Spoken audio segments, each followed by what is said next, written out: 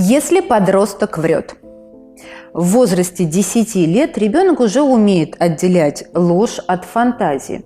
И если он врет, значит, за этим стоят определенные цели и причины. Давайте попытаемся разобраться, а какие причины встречаются чаще всего и что в каждой конкретной ситуации можно сделать. Первое. И самая распространенная причина – ребенок врет, потому что боится критики и наказания. Если родители часто наказывали за неудачи и ошибки, ложь – это лучший способ избежать негативных последствий своих промахов и ошибок. Что в этой ситуации можно сделать? Старайтесь сосредоточиться не на поиске виноватого, не на критике и наказании, а на решении самой проблемы. Ребенок принес 2 за контрольную. Обычная реакция родителей. Ну, я так и знала. А чего ты хотела? Да, сама виновата. Целыми днями сидишь, играешь в свои игрушки в социальных сетях. Компьютер, телефон забираем, пока все не исправишь. Я уверена, что каждый родитель не раз проходил по этому пути. Но ребенок в таких случаях только начинает прятать от нас отметки, юлить, обманывать. Давайте попробуем другой подход. Окажите ребенку заботу и дайте понять, что вне зависимости от результата вы будете им довольны, если он действительно будет прилагать много усилий для достижения своих целей. Хорошо. Например, я очень расстроена. 2 может помешать тебе закончить четверть без 3, а значит, твоя поездка или какая-то покупка могут не состояться. Это проблема. Давай подумаем, что ты можешь сделать, чтобы исправить свою оценку и как я могу тебе в этом помочь. Если ребенок будет чувствовать, что его поддерживают, у него будет меньше причин для обмана. Вторая причина – это заниженная самооценка. Чтобы достойно выглядеть в глазах сверстников, подростки часто приукрашивают действительность. Они могут преувеличивать свои достижения или достоинства, или даже придумывать существование разных дорогих вещей или даже известных родственников. В моей практике была даже придуманная поездка в Америку и несуществующий роман с богатым мужчиной.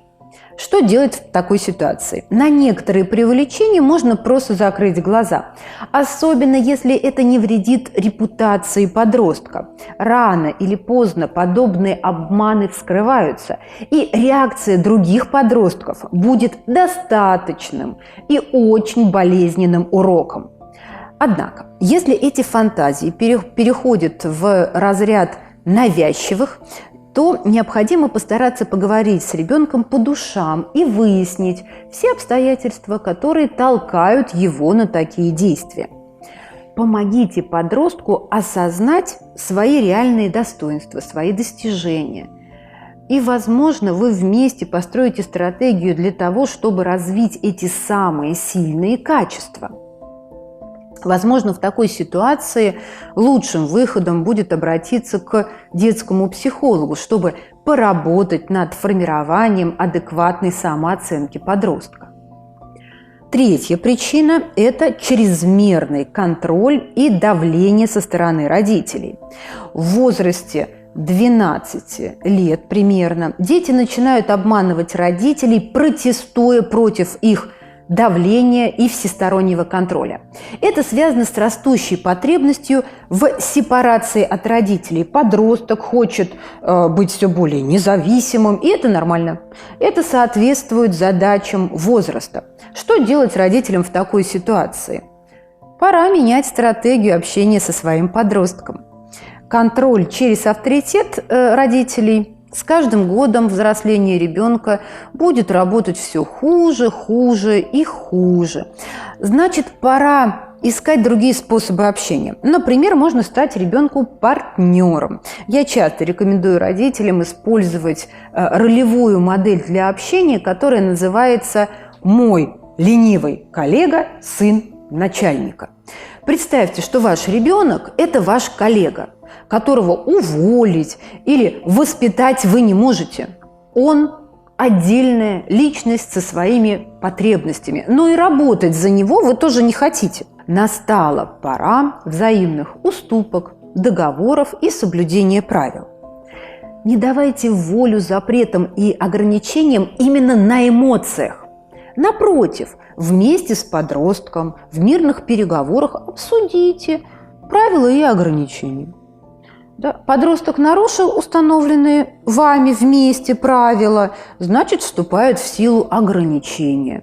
Прогулял школу – не беда. Значит, домашний арест на все выходные с экранным детоксом, то есть без телефона, планшета, компьютера и телевизора. Если договорились, то есть вы это обсудили заранее, держим слово. Очень важно, чтобы все правила вы обсудили заранее. Так подросток примет их проще и будет больше склонен следовать ограничениям. Четвертая причина – это отстаивание личных границ. Чем старше ребенок, тем тяжелее ему будет открываться вам и обсуждать свою личную жизнь и чувства. Многие дети начинают закрываться уже в возрасте 10 лет, и это нормально. Заставляя ребенка рассказывать обо всем, что происходит под давлением, есть опасность услышать ложь. Ребенок станет врать просто потому, что хочет защитить свое право на личную жизнь. Что делать в такой ситуации? Не давите на ребенка, проявите терпение и искренний интерес. Старайтесь рассказывать о том, что происходит в вашей жизни. Таким образом, вы пробуждаете желание у ребенка делиться своими переживаниями.